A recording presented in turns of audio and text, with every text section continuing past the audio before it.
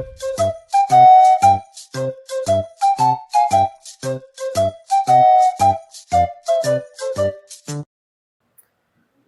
mga Mars! Welcome back to my channel. Ngayon ko lang to gagawing video na to. Ang gagawin ko ngayon ay magbibigay reaction lang ako. Um, Nakakapanood naman din ako ng ilang video ni Daddy Frankie sa lahat ng mga natutulungan niya, ng yung mga kawawa na pinabayaan, hindi napapagamot, gano'n.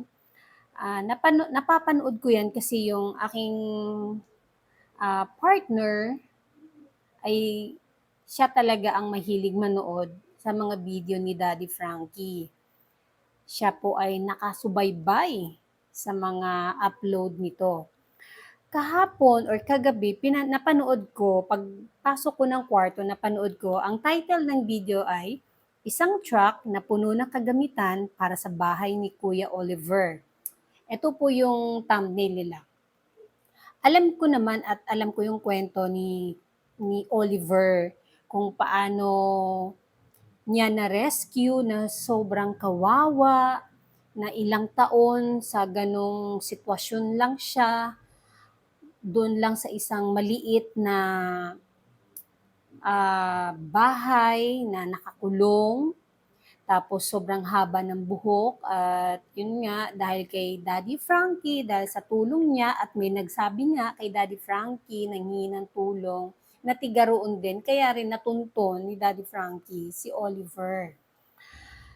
At yun, natulungan. Hanggang ngayon, tinutulungan pa rin ni Daddy Frankie kasi meron mga sponsor na nagbibigay talaga kay Oliver.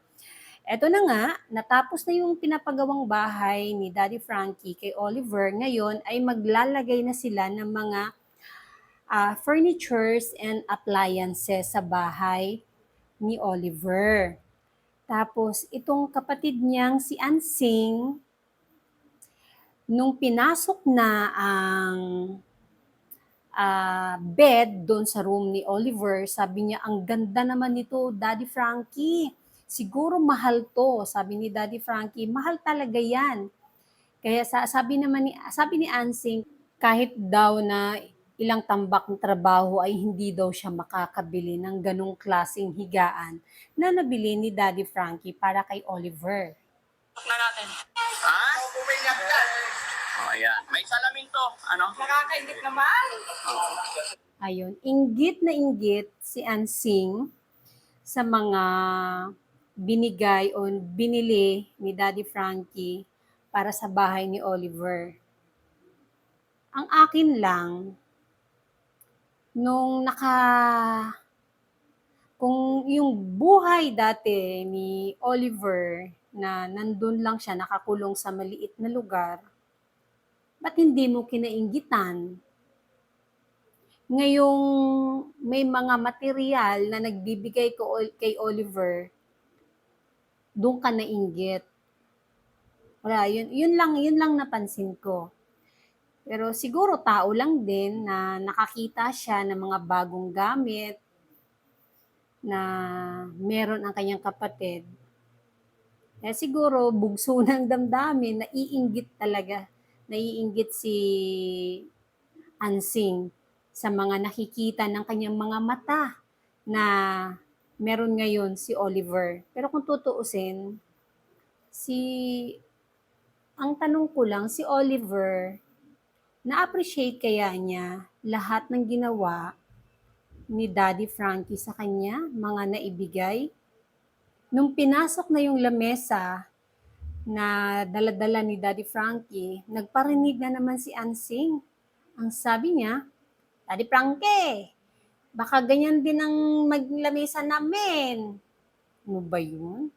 Para bang inggit na inggit siya na hindi kaya, wala lang, sa tingin ko lang, hindi kaya lahat yung mga nandoon ay siya gagamit. Dahil may napanood nga rin akong video na yung hollow blocks, di ba? Tinago niya, hindi man lang siya nagpaalam. Kung tutuusin, yung hollow blocks na yun, para yun sa magiging bahay ng kapatid niya. Tapos kinuha, naging issue talaga, malaking issue talaga yun. Kaya talagang, yun, napanood ko yung video na yun eh.